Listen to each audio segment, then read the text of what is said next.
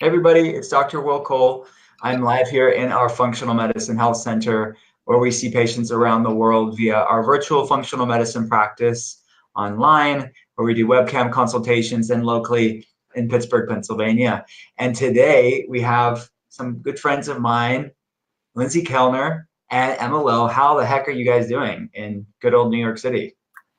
We're great. Well. We're good. How are you? I'm doing awesome. And for those that don't know, you are two brilliant editors at Mind Body Green and now the author of the amazing The Spirit Almanac. So we're going to talk about that today. But I basically just introduced you. Sorry about that. But could you guys tell everybody what you do, what your heart is, and your ethos for being? That's a great question. Yeah. I'll go first. Yeah. So I am a contributing beauty and wellness editor at Mind Body Green. I've been with the company for about 2 years, and I have since gone freelance, but that means I get to start my own blog and podcast. It's called Loew, which is very exciting. And we have co-written this book called Spirit Almanac, and it's something that we are super excited about, and something that, I think that returning to health through ritual is something that has been really poignant in my own life. And just been thinking a lot about that lately. Yeah, I'm Emma, and I'm the sustainability editor at Mind Body Green. And I kind of came to this book through the lens of a sustainability editor. So I tried to think about the different ways that ritual can really connect people to the outdoors and get them out in nature more and really connecting to Mother Earth in a new way. So it was really fun to work on with Lindsay. That's so cool. So this book, first of all, is aesthetically very beautiful. I love I'm a geek for these type of things, but like the artwork, which I want to hear about her.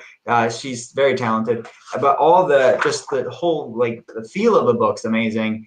But the content is what we're mainly going to talk about today.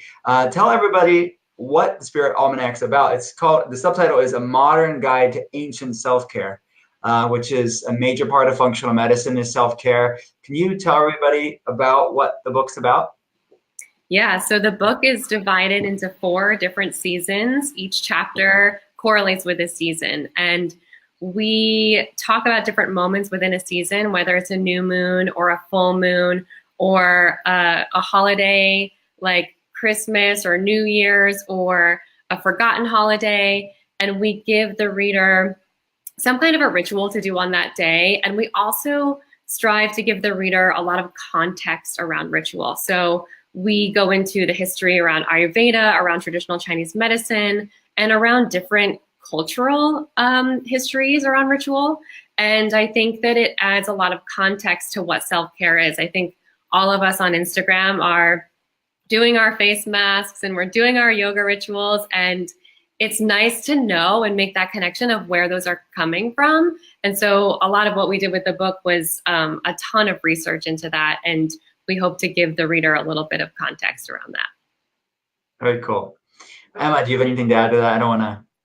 Yeah, that was perfect. I think we really just tried to kind of take the lessons that we've learned as editors at Mind Body Green and really put them into a resource that people can hopefully want to come back to again and again. Like you were saying, we tried to make it like a beautiful almost guidebook that people can reference throughout the years to kind of just check in, see where they are with these sorts of rituals, and just use we think of it as like a little friend almost. Yeah. To guide you through your journey. And it's not even a book. You don't need to read it. You can read it cover to cover if you want to, but you can also kind of flip to a page, and if you feel inspired to do a ritual that day, then you can kind of use that as your guide. You can go into the season that is currently, right now it's currently fall. There are about 10 rituals in the fall season. So, you can use it as a reference. It is really supposed to be a reference and a guidebook, which is why Almanac is in the title. Yeah. And the book's obviously very timely because we're living this unsustainable way of life in modern culture. So it's timely, but it's also timeless in the sense of these are ancient practices and rituals that people have done for eons.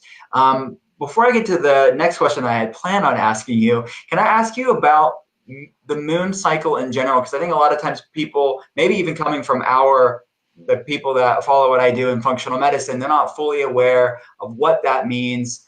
but so many cultures, I mean, from Jewish culture to Eastern cultures, kind of followed the moon cycle, and it determined a lot of different festivals that we even celebrate today, and people don't even realize that. Can you speak a little bit about that and maybe the origins of this? Yeah, totally. So that is one really fascinating thing that we found when we were doing the research into how different cultures have used ritual, is so many of them are tied to the moon in one way or another. And each culture kind of has their unique way of referencing the moon and kind of using it to inform their celebrations and their holidays. But I think at the core of it, it really is this appreciation just for the cyclical nature of the moon. Just the fact that it's constantly waxing and waning. And I think in modern day, we can use that to kind of inform our own inner work and, serve as a reminder to check in with ourselves. So you'll hear a lot about people, doing some sort of ritual for the new moon, which is typically a time of planning and thinking about where you want to go in this next cycle. And then during the full moon, it's a time to really check in on those goals that you had set. And then kind of think about how that energy has accumulated in your life, and then what you're ready to let go of as you continue to work towards those goals. So I think of it as a really nice way to just remind yourself to check in and connect with the earth, just because it's such a beautiful reminder that's just constantly around us. And I think that's kind of part of why it's gotten so much attention lately, as we're constantly, in our very tech-driven age, and we're forgetting a lot of time to really slow down and check in with our goals and check in with ourselves. It's a beautiful reminder to do that. Yeah, it is. It's this constant reminder in the sky of this higher order and cycle to our universe that you're right, where people are detached from, and people don't realize there is such a order to this awesome planet that we live on. So your book, there's a lot of amazing rituals that many people probably wouldn't even heard of. Can you tell everybody why you feel rituals are an important part to wellness? Yeah, I think, one of the biggest things we hear about in the wellness world these days is that people have anxiety and that people have stress. And I, for one, can speak from the place of having had anxiety and having had stress, and then having had actual physical ramifications from that. And I think that, when I was writing the book, the irony of it was that I had no idea how much I would be putting these practices into play in my own life.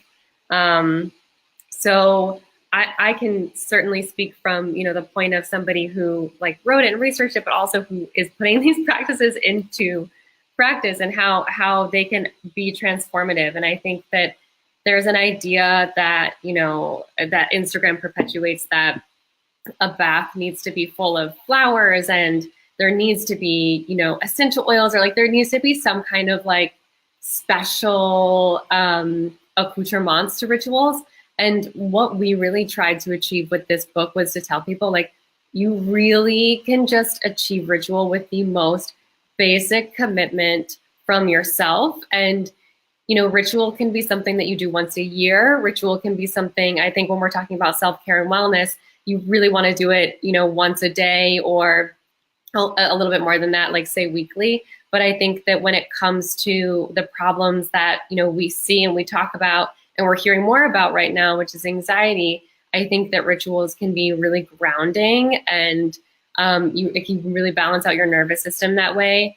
I also think another thing is to really repair our attention span. I think our attention spans have taken a turn for the worse with all of the distractions that we have: Instagram, the internet, our phones. Is constantly, expected to be on. And that's, a fact of modern life right now. And I think that another benefit that rituals have is that you can, if you're spending, 10 or 15 minutes meditating every day, that's 10 or 15 minutes that you're not responding to those notifications, and that you can really start to center yourself, and you can start to repair that attention span. And, last but not least, I think a lot of people, and throughout history, and that's another thing that we put forth in the book, people did ritual every day, and people did ritual weekly, and people did ritual, yearly at certain times of the year. And I think that in modern culture, that's a little lost right now. And I think we're trying to kind of reclaim that and bring awareness to that. Totally, yeah. Yeah, I think that one other kind of overarching theme that I've come across a lot, kind of in the wellness world, is just that idea that a lot of health really does start in the mind, and the mind-body connection is so strong. And I remember I was working on a piece, I think it came out a few years ago now, where I just talked to doctors about the role that they thought spirituality played in health. And the overwhelming majority of them thought it played a huge role. I remember one quote that I really liked was this idea that illness is kind of a disconnect from spirit, which I think, yeah, just in today's day and age, we lose track of kind of how we feel just in our soul. And I think that dictates a lot of the things that we do, you know, to our bodies. So I think it is really essential to kind of hone that relationship first, and health will follow. And I also think too, like, you know, you can be in the middle of a health crisis, and I'm speaking about this from my own perspective, and it can feel so, you know, you can feel pretty lost and you can feel pretty alone. You can be seeing all these doctors and you're making all these appointments and you're trying to do the right things. But if you're not connecting with yourself, then you're like really missing an opportunity. I also think the idea of spirit, like that we specifically chose that word for the title of our book because for so long it's been very strongly associated with religion. And I think that it's a beautiful thing to study religion and it's a beautiful thing to be religious, but I think a lot of people right now are not. And this idea of spirituality could be accessible to them too. Yeah, definitely. I think it is. It's exactly. This is a human thing. This is not a religious thing. This is just a human reality that we need to reconnect ourselves with. And I think that's really, you're bringing that to light, something that a lot of people are missing. You have a lot of really beautiful rituals in the book. What are some rituals, or let's just maybe say one. What is one ritual that you think maybe people haven't heard of before? And then out of the book, what is your favorite ritual in the book? Ooh. You want to go first? Yeah. Let's see. I'll start with my favorite, I guess. One of my favorite things to do this time of year in particular is use it as kind of the last few days to really do some sort of ritual in nature. So whether it's getting out and just like putting your phone on airplane mode and seeing, kind of trying to engage the senses and look around, even when you're, you know, living in New York City, I sometimes just go to the park. And just looking around and trying to tune into the smells and the, you know, the wind hitting your skin, and just really like zone out the like monotonous thoughts in your head and just try to tune into nature is always something I try and do, and I find really soothing and helpful. In terms of rituals that might be new to people, another one that I love for fall is this idea of facial steaming. I feel like Lindsay likes this one too as our beauty editor. But I love just like boiling some water, putting it into I have this bowl at home that I use, and then putting in some dried herbs and sometimes some essential oils, like kind of just, you know, using whatever I feel like I'm needing at that time. So if I'm stressed out, I'll use lavender, and, you know, it's kind of tailoring it to how I'm feeling, but then just like putting my head over, like putting a song on, and then just letting the song play out, and just kind of thinking about where that song brings me and all that good stuff. It's great. Good one. One of the rituals I think maybe people haven't heard of is Bogart is a teacher of mine and a mentor of mine. She's a yoga and meditation teacher who is from Canada, but is right now based in New York City. She's a little nomadic, but she's one of my favorite human beings. And she has a ritual that falls actually right around now. And it's, I think in the book, we call it calling in your spirit council. And it's this, she basically leads you through a guided meditation of what to think about and what to journal about and how to potentially call in your spirits, whether you're going to be asking them for, it could be like people who have passed, it could be your ancestors, it could be a spirit animal, it could be, you know, anything that you kind of imagine to be bigger than Earth and bigger than us. And she walks through it in such a beautiful way. And right now, during this time where we're close to Halloween, it's a time called Samhain. It looks like Samhain. If you're looking at it in text, it's Samhain.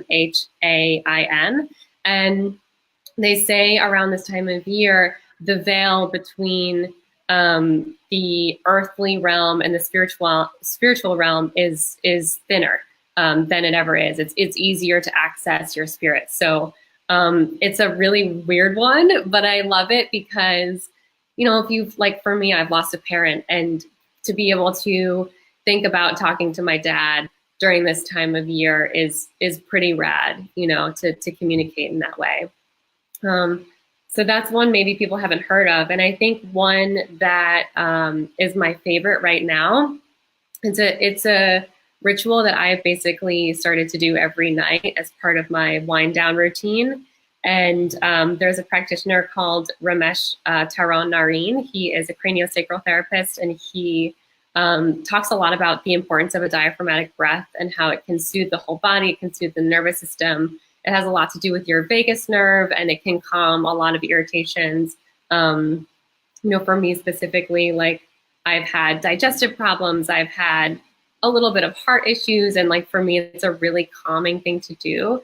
And so it's a pose called Crocodile Pose, where you lie face down on your belly on the ground or on your yoga mat, and then you put your hands kind of in a sphinx pose so that your forearms are touching the ground and your hands are fanned out. And then you press up onto them so that your torso is off the ground, but your belly is on the ground, and you do a deep diaphragmatic breath on the ground there. And it's just been a game changer. Like, it's helped me with my sleep. It's helped me with my stress. It's helped me with anxiety. So just that kind of breathing ritual has been really helpful. That's awesome. Wow, you guys gave really good answers. I did not know about these. So all of these rituals and so many more are in the book. Can we talk a little bit about the artwork? Because I wanted to just show people this. It's broken down by seasons, like you mentioned. Can you tell me about the artist and why you picked her and the meaning behind some of these pictures? Yeah, she's the best. Her name is Charlotte Edie. She's based in London. We actually found her on Instagram. Yeah, very millennial way to find an illustrator. I know. But she just from the beginning has been so aligned with this idea of kind of, you know, her work has a lot of spiritual undertones and a lot of kind of otherworldly themes to it. So she was like the perfect person to work with on it. And she's just an amazing, like, grounding presence herself. We got the chance to meet her for the first time recently. She came to the US, so that was really exciting too. Yeah, we would describe her style as like, you think it's like part Japanese minimalism meets like the surrealism of a Salvador Dali meets like MC Escher, like precision and shading. It's like all of those things combined. She kind of is the full package. And so one of the things too that was really important was to showcase these tiny figures throughout. And so it's representative of people and representative of women of all shapes and sizes and all, you know, all different kinds of people. So that was really important to us. But I think that the illustrations really, it like brought the book to life in a way that we never could have imagined. Yeah, it really did. It makes it this beautiful art piece of great content, but it's also a beautiful, relaxing. I mean, reading the book is a ritual in and of itself. You're having a ritual about reading about rituals. So tell everybody how they can get the book and what the latest in your life is currently. Like, what do you have going on, and how can people connect with you? You can buy the book anywhere books are sold. If you want to go to spiritalmanac.com, we have a list of places you can buy it. We tend to try to recommend you buy it at your local bookstore or you buy it through IndieBound, but of course it's available on Amazon as well, Barnes & Nobles as well. What's going on in our lives? We're doing a lot of like event planning for the book. So, you know, our goal is to meet as many people as possible and to try to lead these rituals. We just did a book launch last week with 3 women who were also in our book, Jen Tardif, Jessa Blades, and Sarah Oster, all who are primarily based in New York, but have their own sort of practices. Jen led us through a meditation, Jessa led us through a facial massage, and Sarah Oster led us through a vocal toning practice. And so in some ways we were really able to bring the book to life. And I feel that that's kind of what we're trying to do for the rest of this year and into 2019. Yeah. And you can connect with us on our handle is @Spirit Almanac. Oh yeah, on really Instagram, where we share a lot of updates on like event stuff and we share like fun, quotes that other experts in the book have given to us. It's kind of like a cool community that we're trying to build there. Very cool. I'm really, and we have the same team of publishers, right? I know. We are book. We're book buddies. Cool. Well, I really love you guys, and I appreciate you so much over the years, just being a part of what I do and getting, I'm so thankful for you both, and I'm super proud of you guys and excited for you too for this book. I mean, ditto. We love you. We're proud of you and your book, and we're so thankful that you had us on today. Awesome. Well, I'm sure I'll see you guys soon. And anybody that's watching this on replay or watching this now, we put all the links to everything we just talked about right below us. Everything you need is just in the comment section below. All right, guys, I will talk to you soon. Have a great day. You too. Bye. Bye.